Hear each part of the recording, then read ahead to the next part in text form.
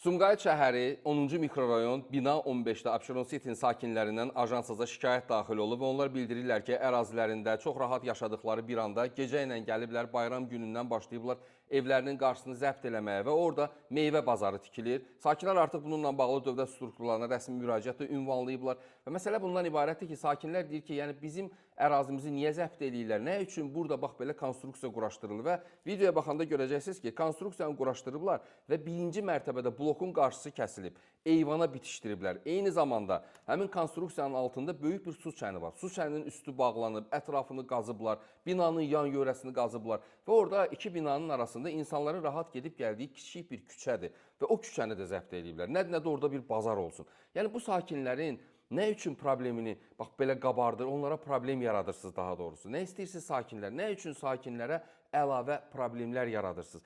İnandırım sizi, bu sakinlər heç bir dövlət qurumunun qapısını belə tanımırdı. Amma siz onları məcbur elədiniz ki, onlar yenə hansısa nazirliyə ərizə yazsınlar, nazirlikdə işləyən aparatın işçiləri bütün işlərini kənara qoyub bu işlə məşğul olsunlar. Əslində bax bu konstruksiyanın bünövrəsini qoyan insanlar, hansı ki Sumqayıt rəhbərliyidir, Sumqayıt rayon icra hakimiyyətinin nümayəndələridir, bilmirəm, orada çalışan insanlardır. Yəni onlar bunu bilməmiş ola bilməz. Mümkündür ki, bunların hamısına xəbərləri var.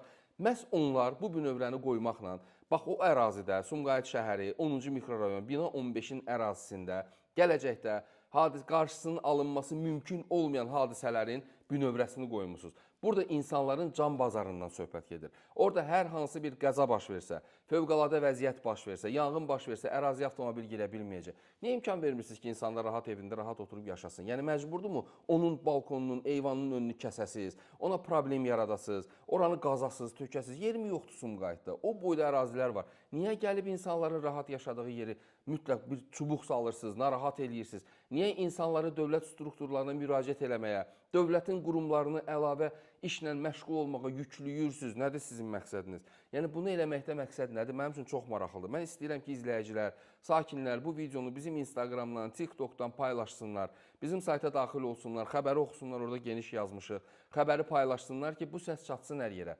Yəni məqsəd nədir? Nə istəyirsiniz? Niyə insanları İmkan vermirsiniz ki, evində öz işi ilə məşğul olsun?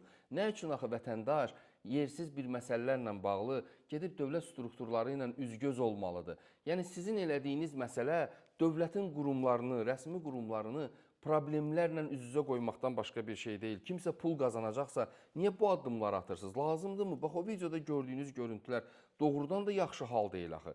Niyə axı insanların uzun müddət rahat yaşadığı binanın önü kəsilməlidir? Onların gedib gəldiyi küçədə, axı orada bir pajar, yanğın hadisəsi baş versə, ora avtomobil daxil ola bilməyəndə kim cavab verəcək buna? Niyə belə eləyirsiniz? Gərək mütləq orada yaralana kimsə, uşaq ölə, qadın ölə, böyük ölə, mütləq gərək insanlar qalxı orada bax, narazılıq yarada, kompensasiya tələb eləyə, evinin problemlərini qabarda. Niyə insanlara və dövlət strukturlarına əlavə problemlər yaradırsınız? Kimdir bu bazarı açıb, insanların can bazarı hesabına dövlət strukturları ilə sakinləri üz-üzə qoyanlar? Kimdir bunlar?